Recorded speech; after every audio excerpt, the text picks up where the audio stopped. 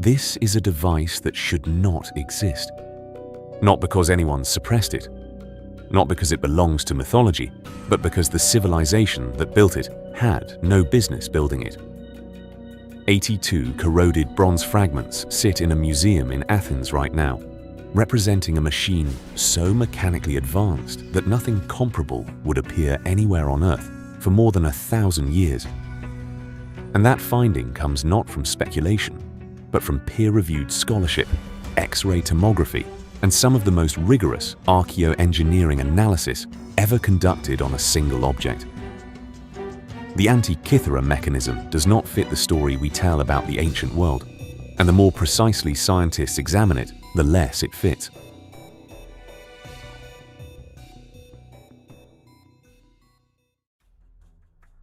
In 1900, a group of Greek sponge divers were blown off course near a small island called Antikythera, sitting in the water between Crete and the Greek mainland, and when they dove the surrounding waters seeking shelter from a storm, they found a shipwreck. What came up from that wreck over the following months was extraordinary. Bronze and marble statues, glassware, jewelry, coins, a cargo of luxury goods, most likely bound for Rome after 2,000 years on the seafloor. Among the recovered material was a lump of corroded bronze that drew almost no attention. It wasn't beautiful, and it wasn't recognizable. It looked like a rock. Then in 1902, a Greek archaeologist named Valerios Stais took a closer look and found something no one expected buried inside that corrosion. A gear wheel, ancient and precisely cut. The scholarly response was almost entirely dismissal, because the idea that anyone in the ancient world had engineered interlocking mechanical gears sat completely outside the boundaries of what people believed was possible. The fragments got catalogued, and then they got set aside. And there, they waited for decades. Serious study didn't begin until 1951, when a British historian named Derek J. de Solla Price turned his attention to the fragments, publishing a foundational analysis in 1959 before releasing a full monograph in 1974 called Gears from the Greeks. And that document permanently reframed what the artifact was understood to be. His conclusion was that this was a computing device, a mechanical analog computer manufactured around 150 to 100 BCE, engineered to model and predict astronomical events with precision, before it sank and corroded. The original device lived inside a wooden box roughly the size of a shoebox, and packed into that box were at least 30 interlocking bronze gears. The front face carried two main dials. The back panel held a complex arrangement of nested spiral displays, and covering both panels was inscribed text. Instructions, a user manual written in ancient Greek, explaining what each dial showed and how to operate the device. This was not a display piece, and it wasn't decorative. Someone used it regularly, and what it was built to do is where the story stops making comfortable sense. The mechanism tracked the metonic cycle, a 19-year astronomical period after which the moon's phases repeat on the same calendar dates. And to encode that cycle, the engineers used a gear with exactly 235 teeth. That number encodes a real astronomical relationship. 235 lunar months equal 19 solar years. And the gear ratio the device achieved was 254 to 19. The exact ratio of sidereal months to solar years, accurate to well within the margin of observational error available at the time. The Saros cycle, used for eclipse prediction across an 18-year, 11-day period, appeared on a spiral dial divided into 223 individual cells, each cell representing one lunar month, and the device didn't stop at predicting when an eclipse would occur. A glyph system inscribed alongside the dial flagged whether that eclipse would actually be visible from a given location.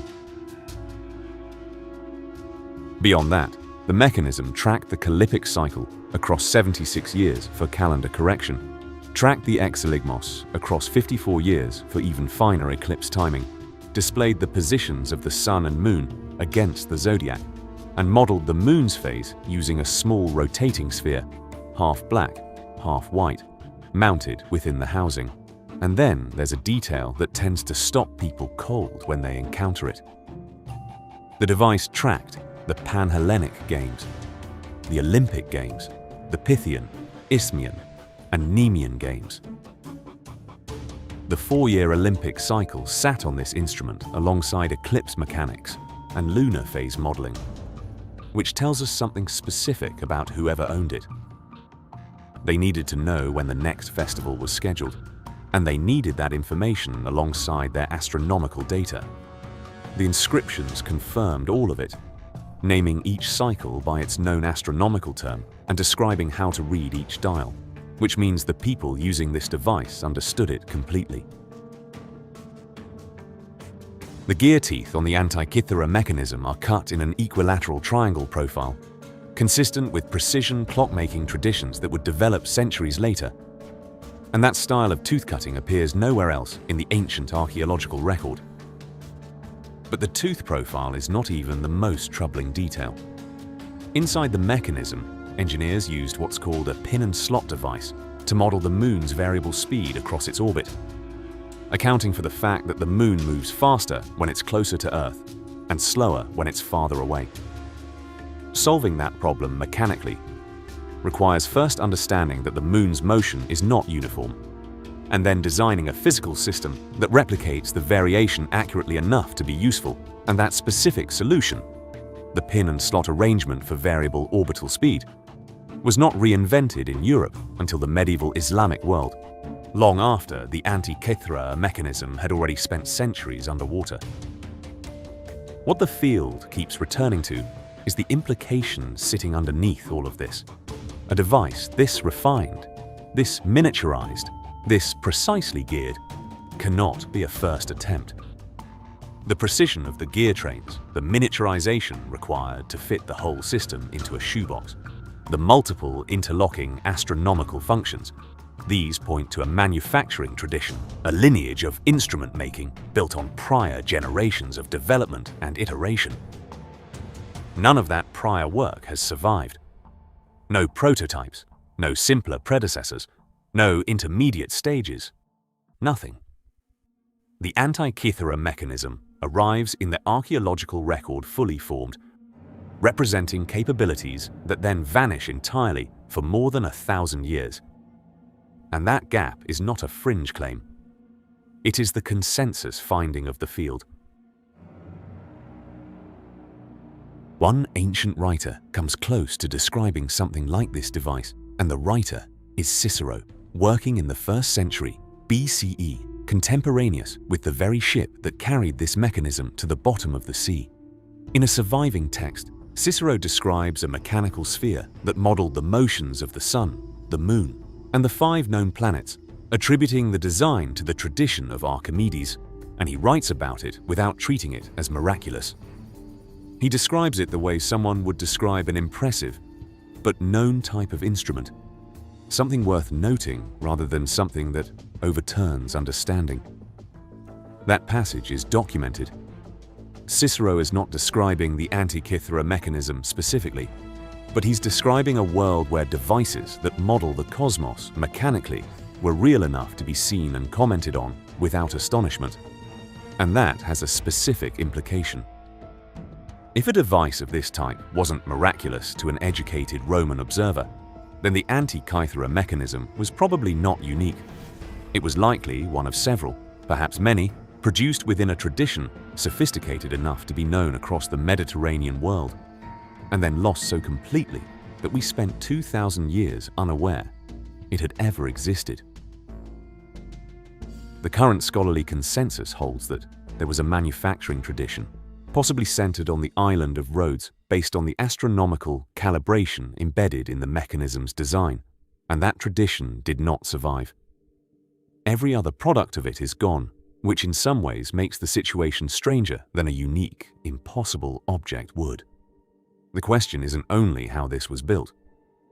The question is how an entire technological lineage capable of producing precision-geared astronomical computers in the 2nd century BCE, disappeared so thoroughly that we had no idea it existed. CT scanning of all surviving fragments in 2005 and 2006 by an international research consortium produced imaging that revealed internal gear structures and inscriptions that had been invisible for over a century, and thousands of characters of previously unreadable text emerged from that process. The metonic, saros, kallipic, and exeligmos functions were confirmed with precision, and the imaging also pointed towards something scholars had debated for decades: the possibility that the front face of the mechanism displayed the positions of all 5 planets known to the ancient world: Mercury, Venus, Mars, Jupiter, and Saturn, moving simultaneously against the zodiac.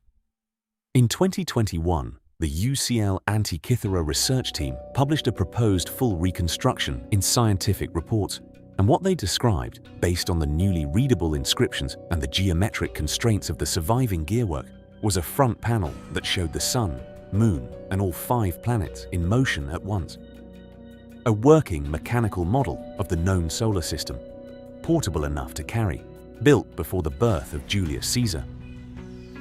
The physical gearing for the planetary display has not been recovered, and the fragments that would have contained it are gone, but the inscriptions describe the function, and the geometry supports the reconstruction.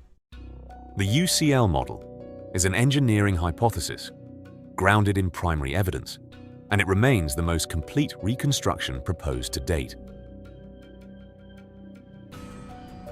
82 fragments, 30 confirmed gears, a manufacturing tradition sophisticated enough that Cicero could reference it casually, and then gone so completely that it left exactly 1 artifact behind.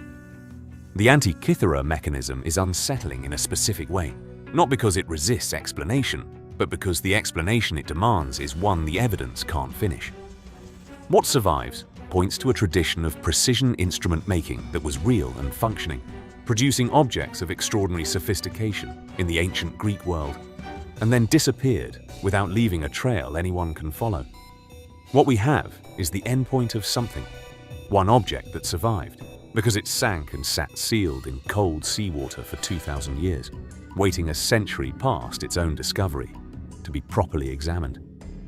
Cicero saw one of these devices and didn't consider it worth marveling at. We found one 2 millennia later and still don't fully know what to do with it. That's the impossible logic of the Antikythera mechanism. Not that it exists, but that it exists alone.